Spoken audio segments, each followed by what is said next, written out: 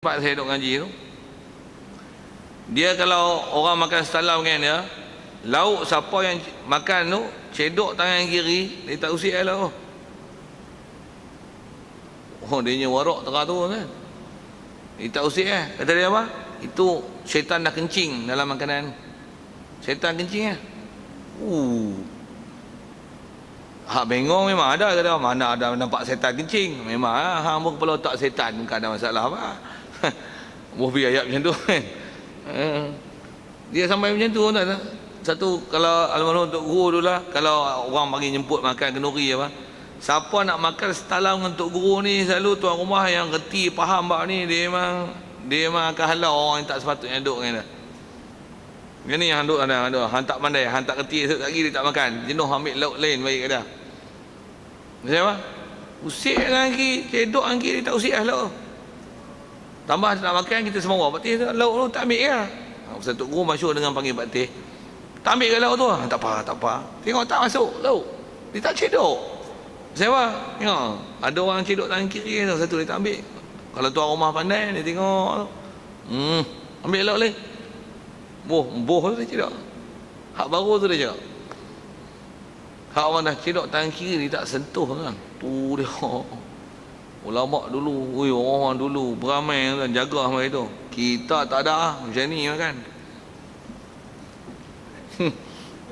Tapi kau orang sini lah, orang mana? Afrika. Afrika tu. Tapi orang Afrika tu main sini. Tu yang ada gitu. Tak faham sudah. Apa cerita ni? Nak kata yang tu pun tuan-tuan sekali sebut, itu that is your choice. Satu, kalau kita memang jaga, ambil perhatian bab-bab tu, insyaAllah kita akan tengok dia punya kesan dia, positif dia di akhirat esok. Baik, selesai. Dan sikit lagi kalau masih sebut ke bab-bab kanan tu, saya tuan-tuan, masa Tok Guru sebut, kita dulu pun dah besar, barulah mengaji, baru reti. Dan kalau nisbah amalan tuan-tuan, kalau kita dah dilatih daripada kecil dengan amalan betul, cukup best. Itu antara saya, bila dulu pun kita besar baru mengaji. Anak-anak yang ada tu asuh elok-elok, best. Kecil-kecil lagi dia pandai lah kadang-kadang. Tambah pula dah diasuh dengan sekolah betul. Sekolah pun dengan pendidikan Islam, dengan doa. Kita tak doa, kita abah tak doa. Kita pula kena ngelat, pandai jawab. Walaupun kena tak doa pun kan. Dia bernampak je makanan, Allahumma barik lana. Dia dah diasuh macam tu. Kecil-kecil lagi. Kita tua lah, baru gasuh pun baru dengar, tu pun doa baru tak apa. Anak tegur, abah tak doa, kita pula doa. Tu abah doa pelan-pelan, hang tak dengar. Tu kata kena cari akal. Bagi kata nak muafakatkan hak amalan dia, hak betul tu, bagus tu, supaya kita support dah. Jangan tuan-tuan ambil backhand dia lah, pandai nak tegur bapak, tampak lagi. Baru sekolah pasti nak tunjuk pandai dengan abah. Jangan buat itu. Bantut tuan, esok dia doa, dia pijakkan kaki lagi, baru tahu. Dia buat amalan baik, tuan-tuan marah.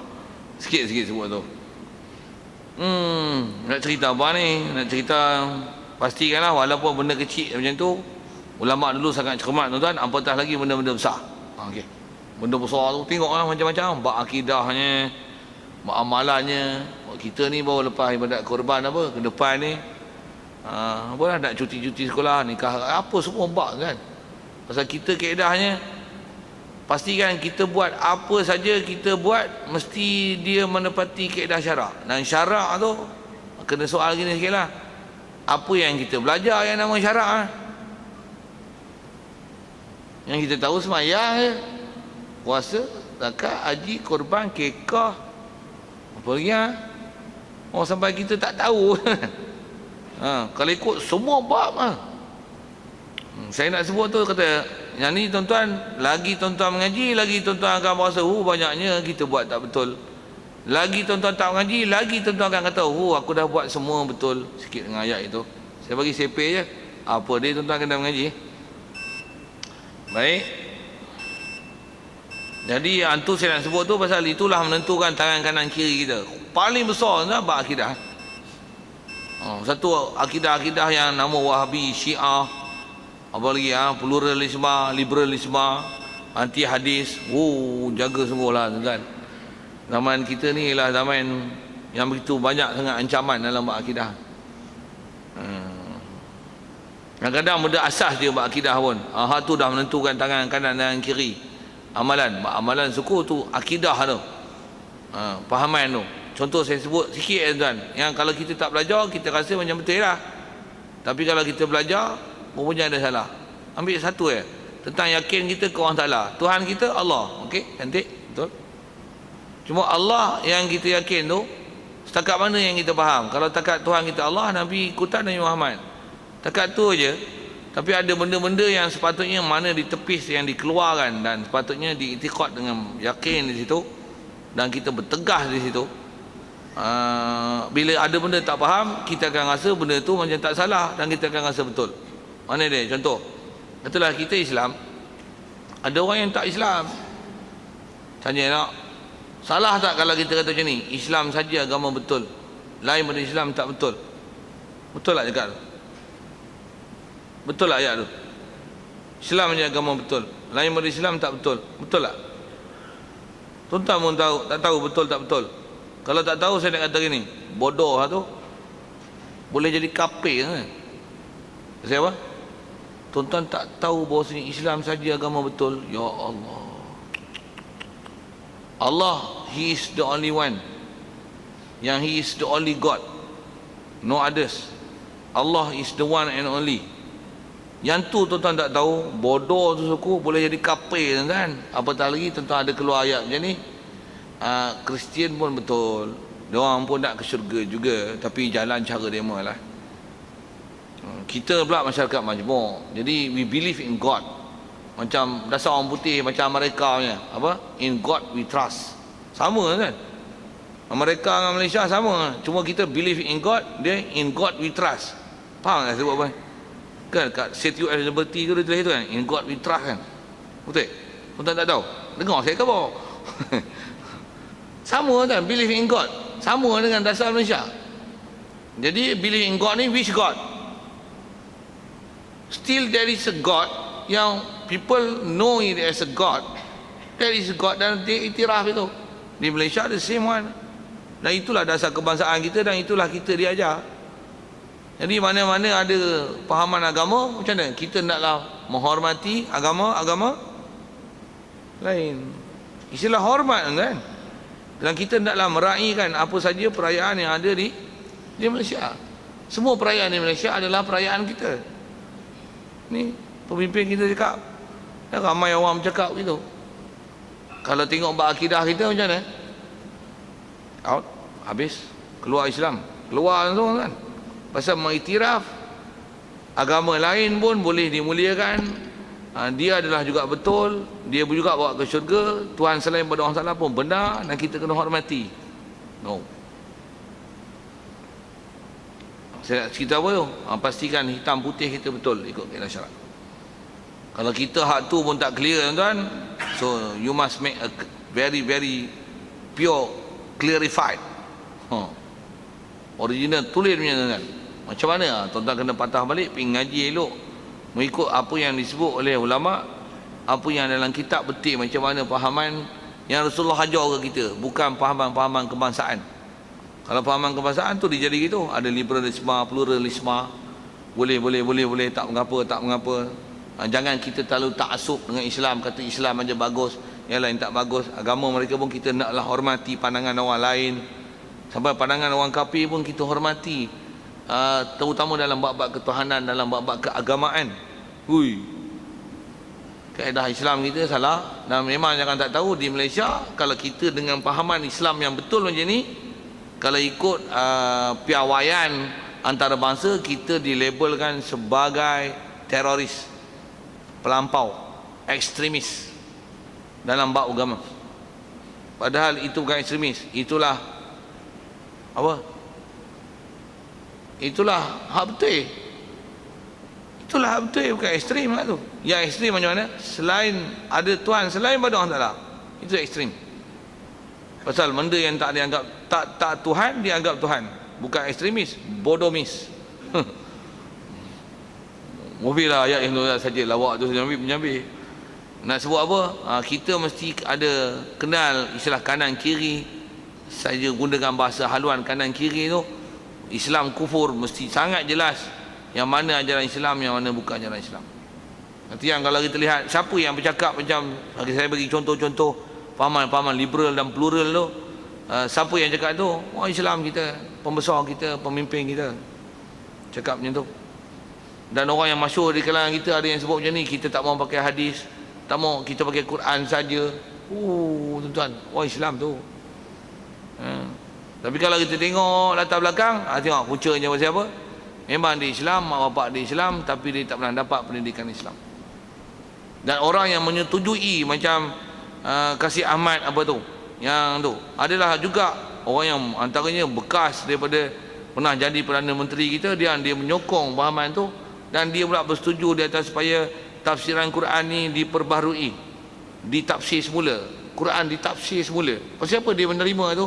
Pasal dia tak pernah belajar agama sejak daripada kecil pendidikan dia di Singapura semua pendidikan orang putih. Satu jadi kepala otak gitu. Walaupun sekarang tengok dia nak ibadat satu hal, tapi akidah dia rosak. Kalau nak betulkan pun dia tak mau betul lah tu. Susah tu. Macam mana pun tuan-tuan boleh dakwah, pergi dakwah. Saya tak ada nak jumpa dia. Sebelum jadi mendiang, mendiang atas ihtimalkan dirinya akidah tak betul lah. Kalau sebelum jadi almarhum tu, kalau istilah mati kan, atas mati akidah betul. Ni tengok cara akidah tu, akidah tak betul tu. Kalau akidah tak betul tu mana tahu tak betul. Dia tengok memang tak betul. Macam Kasih Ahmad apa tu. Kalau mati tu bukan almarhum tu, Kasih Ahmad tu, tapi mendiang Kasih Ahmad. Kasar tuan-tuan, bahasa-bahasa macam tu. Kasar tak kasar, dia kali kasar. Kalau ikut kasar dia tu lagi kasar daripada kita punya bahasa, menggunakan bahasa mendiang kat dia bila dia mati. Baik, saya nak sebut tu adalah istilah haluan kanan kiri tu. Bagi betul. Satu, saya selalu sebut dalam nasihat gini, ensure yourself get information from the right person. Baik, saja ke sana. Macam mana pun dasar kita bicara adalah surat amalan. Jadi amalan itu sendiri satu hal, dan antara benda besarnya akidah. Okey. Jadi kalau amalan sekecil-kecil macam tu pun kita akan dapat lihat, apatah lagi yang besar-besar. Saya punya fokus asal nak sebut situ. Baik. Kemudian wa mislu hadzal waznu wal mizanu fatuzanul kutubu awil a'yanu. Dan seperti demikian itu adalah suratan amal.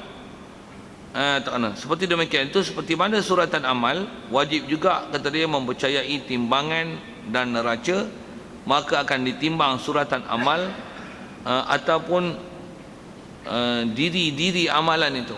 Baik.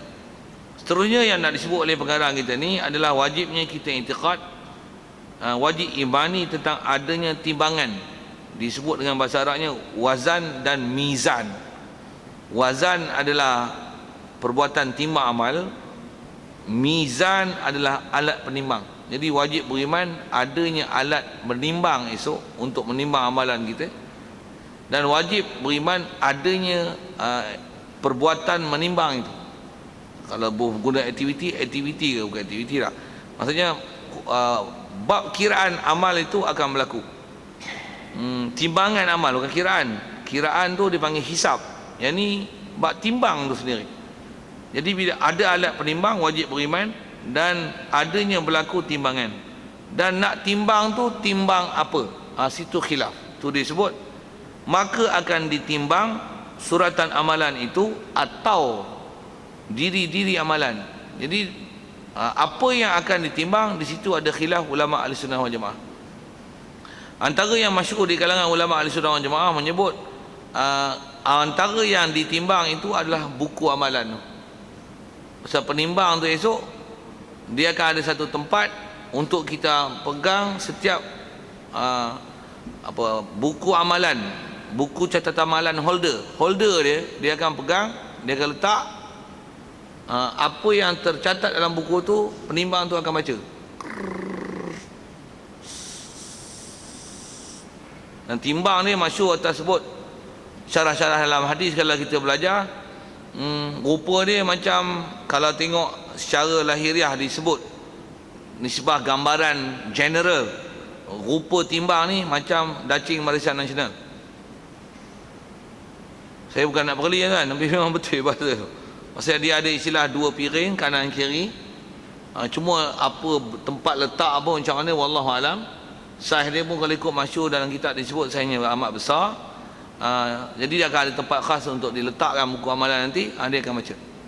Dan setiap orang akan dinilai satu-satu, seorang-seorang. Setiap makhluk dalam dunia ni daripada zaman Nabi Adam sampailah ke hari kiamat esok akan melihat peristiwa timbang amalan itu. Gila ke berapa kita tak tahulah tuan. Kena timbang. Gila itu satu hal. Apa kita nak sebut ialah wajib beriman adanya perbuatan timbang itu dan alatnya. Baik. Yang khilaf adalah bagaimana ditimbang. Jadi yang masyhur yang ditimbang ialah buku amalan, dan ada riwayat yang menyebut, dan ada pendapat daripada riwayat itulah ada pendapat ulama mengatakan yang ditimbang bukan amalan, tapi yang ditimbang adalah bukan suratan amalan, tapi yang ditimbang ialah amalan itu sendiri. Amalan itu yang ditimbang. Jadi suratan amalan masing-masing pegang. Jadi bila dipanggil beradab, yang akan ditimbang ialah amalan. Macam mana pun pendapat kedua ni tak masyhur di kalangan kita. Kita tu saya sebut kedangan ulama-ulama ahli sunnah wal jamaah. Macam mana pun atas pendapat yang kata yang ditimbang itu ialah amalan, nak timbang macam mana? Pasal amalan bukan benda yang istilah metafizik yang berketul, yang boleh berupa untuk diletakkan di piring untuk penimbang itu, untuk ditimbang. Atas masyhur dijawab persoalan ulama dengan apa bahas-bahas riwayat-riwayat yang ada. Dia kata tak mustahil Allah Ta'ala untuk dia merupakan apa amalan yang kita buat dengan rupa yang boleh ditimbang. Tak mustahil. Satu ada sebut dalam riwayat hadis pun, kita sebut subhanallah. Subhanallah ni lebih besar berat dia, timbangan dia daripada langit dan bumi. Alhamdulillah tamlaul mizan. Sebut alhamdulillah sekali penuh mizan, penuh timbang. Maksudnya satu piring tu penuh, sebut alhamdulillah sekali je. Jadi bila disebut dengan amalan itu ditimbang itu adalah amalan itu ialah macam mana nak ditimbang amalan dengan Allah Ta'ala merupakan, membentukkan dengan rupa-rupa tertentu amalan yang kita buat dalam bentuk mata benda. Dan bila kata bentuk mata benda tentu banyak untuk bagaimana saiz alat menimbang ni. Atas riwayat yang ada saiznya sangat besar. Satu-satu piring tu besarnya lebih besar daripada langit bumi. Itu kata macam mana saiz sebenar kalau ikut tidak ada nas yang wajib diiktikad. Umum mengikut kaedah ahli sunnah wal jamaah wajib iktikad tentang adanya timbangan dan alat. Dan cara menimbang ada khilaf bagaimana saiz dan rupa sebenar yang wajib diiktikad. Tak ada riwayat yang kuat, tapi macam mana pun atas riwayat yang ada tu saya sebut rupanya dengan ada dua piring, dengan ada bahagian tengah dan ada alat untuk menimbang dan saiz yang amat besar. Cukup dengan beriman begitu tentang masalah wazan dan mizan. Okey. Dan beriman dengan wazan dan mizan ni wajib. Pasal nas datang sebut dengan adanya timbangan dan juga masalah mizan, ada alat itu. Siap. Mudah itu rasanya. Jadi di atas kaedah itu siapa-siapa yang menafikan timbang, dia tu nak timbang-timbang apa lagi? Dah ada buku catatan. Tengok je lah, hisap pula. Lepas tu nak timbang lagi. Buat apa nak gaduh timbang-timbang lah. Dengar ayat ni. Jangan menafi apa-apa perkara yang bila datang nas dengan syarak menyebut perkara tu ada, jangan dinafi, jangan ditidakkan ataupun jangan diolok-olokkan. Begitu juga jangan disimbolikkan benda yang tak mustahil untuk dipegang dengan makna hakiki. Ada fakta tuan-tuan tak faham tu tanya apa maksudnya tu. Maksudnya kalau nas datang dengan kata timbang, tak mustahil untuk mengatakan berlaku timbang, walaupun dengan dah surat amalan pun ada, hisap pun ada, nanti ada sirat pula lagi. Untuk nak timbang-timbang buat apa lagi? Kalau nas dah memang sebut ada timbang, memang ada alat penimbang, kaedah kita dalam bab sam'iyat, dengar, ambil, pakai, iman. Di atas sedikit ujar akal kalau ke situ, tak mustahil Allah Ta'ala untuk membuat alat timbang dan juga untuk melaksanakan proses timbangan tersebut. Begitu juga kalau ada orang tanya, nak timbang buat apa lagi? Dah surat amalan ada. Atas sebut ulama jawab bagi persoalan-persoalan itu, dia kata Allah Ta'ala syariatkan dan jadikan semua perkara itu adalah untuk menzohirkan di kalangan manusia siapa di kalangan manusia ni orang yang taat ataupun tidak. Itu je. Kalau agak-agak Nabi esok dia timbang, orang tengok macam mana? Dia turut bahasanya. Tengok yang ni, memang akan bunyi tu, kita akan dengar kan. Sebab orang yang suka seronok dengan fenomena yang ada dalam waktu ketika menerima amalan tu. Jadi sikit nak sebut ialah apa hikmah yang ada tu adalah untuk Allah Ta'ala menzahirkan, menyatakan, memperjelaskan, menunjukkan, menzahirkan kat kita siapa di kalangan kita orang-orang yang baik dan siapa yang tak baik. Macam mana kat dunia juga, Allah Ta'ala dia uji macam-macam benda. Kalau ikut Allah Ta'ala, dia memang tahu zahir batin kita, dia tak perlukan ujian. Tapi untuk dia nak zahirkan di kalangan kita, supaya kita pakat tahu di kalangan kita siapa yang baik, siapa tak baik, siapa yang taat, siapa derhaka, siapa yang beriman, siapa yang munafik. Untuk supaya kita boleh kenal pasti di kalangan kita siapa itu, maka dengan itulah ada hukum syariat, ada hukum bencana, nikmat. Nak tengok supaya Allah Ta'ala nak zahirkan. Sebab Allah semua dalam pengetahuan dia, tapi dia nak zahirkan di kalangan kita, bahkan nak zahirkan ke diri kita sendiri, kat kita, supaya kita sedar kita siapa. Pasal kita pun kalau tak kena uji, kita tak tahu kita ni tahan tak tahan, sabar tak sabar. Kita tak pernah kena uji dengan sakit, belum tentu boleh taat tak taat. Tangan patah, kaki patah, tengok boleh sembahyang tak sembahyang, belum tentu. Ni tak ada masalah, boleh main masjid, tapi bila ada masalah belum tentu boleh mari. Jadi supaya kita boleh kenal siapa kita, adakah kita orang tahan sabar, tak sabar, istiqamah tak istiqamah. Allah Ta'ala nak zahirkan ke kita, ataupun nak zahirkan kita pada orang lain, dia berikan ujian dan cabaran. Begitu juga di akhirat esok, atas bicara kita ke mizan itu, dia syariatkan adanya mizan dan wazan untuk menzahirkan siapa yang orang soleh dan taleh di akhirat esok.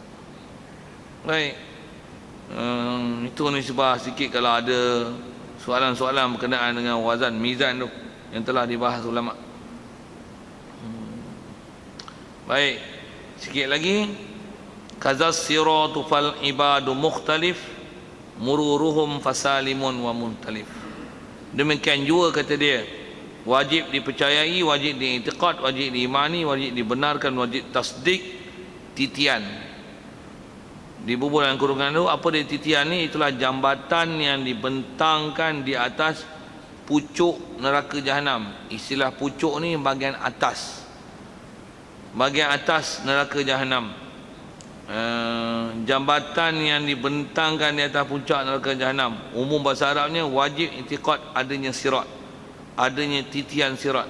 Baik, maka bila dah ada sirat, segala hamba tiada bersamaan keadaan mereka itu melaluinya. Setiap orang tak sama cara melaluinya, setengahnya selamat dan setengahnya pula binasa.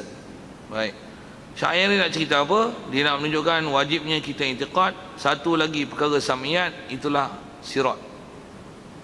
Arabnya sirat, cuma bahasa Melayu kadang-kadang kita dengar ada istilah jambatan, kadang-kadang kita terjemah dan jumpa dalam buku dengan istilah titian, titi. Soal sikit, titi ke jambatan? Dua-dua kita pakai kan? Titi ke jambatan? Titi nampak halus ya, jambatan nampak besar. Mana betul? Sikit mana betul tu?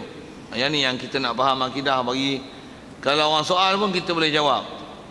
Atas bahasa Arab sirat, ke jalan, ihdinas siratal mustaqim, sirat juga. Tapi sirat mustaqim tu bukan titian sirat tu, bukan. Macam mana pun, tak istilahnya sirat. Kadang-kadang kita guna bahasa titi atau jambatan.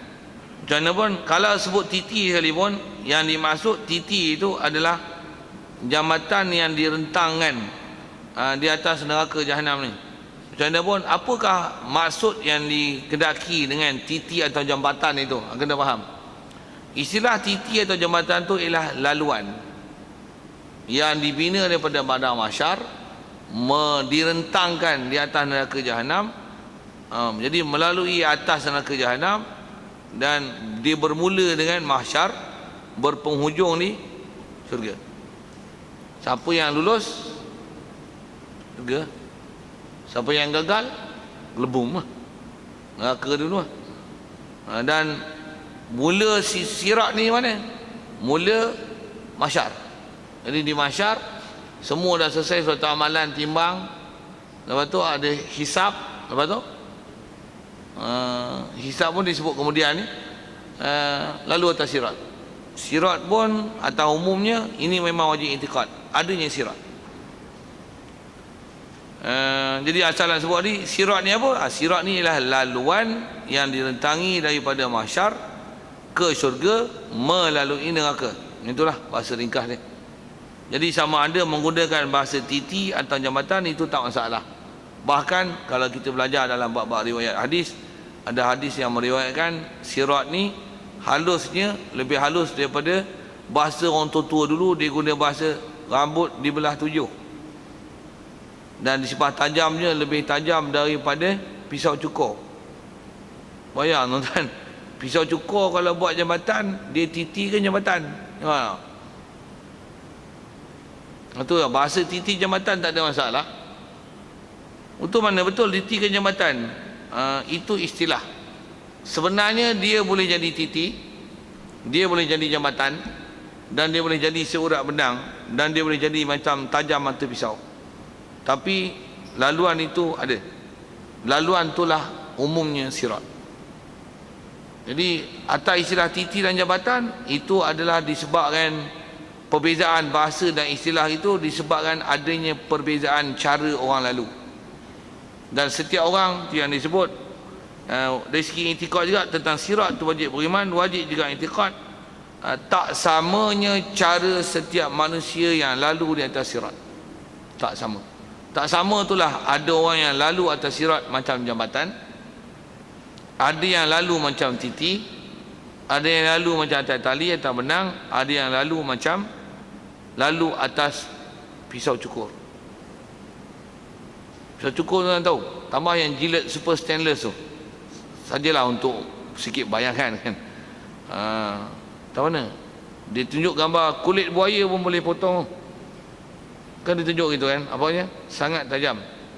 Nak bayangkan apa? Maksudnya orang yang memang akidah tak betul lalu atas sirat esok, sirat yang setajam itu, siapa pijak aja, ibarat kalau macam kita sebut gini, pisau cukur tu ambil agar-agar letak atas dia. Letak agar-agar di atas pisau cukur. Macam mana rupanya? Macam itulah dia lalu. Agar-agar lalu atas pisau cukur. Tuan-tuan.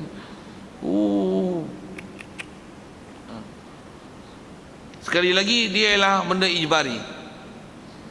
Benda ijbari. Jadi kita sedarkan diri kita, kita duduk mana, label mana, akidah kita macam mana, amalan kita macam mana. Yang kita nak baik dengan orang, kena betulkan akidah ni. Kita kalau ada benda yang tak betul kat kita pun, semak kita bab ni. Kalau kita pun kantoi, memang kantoi lah kita kat sana. Macam mana pun, kita esok selamat tak selamat, nisbah doa satu hal yang paling besar.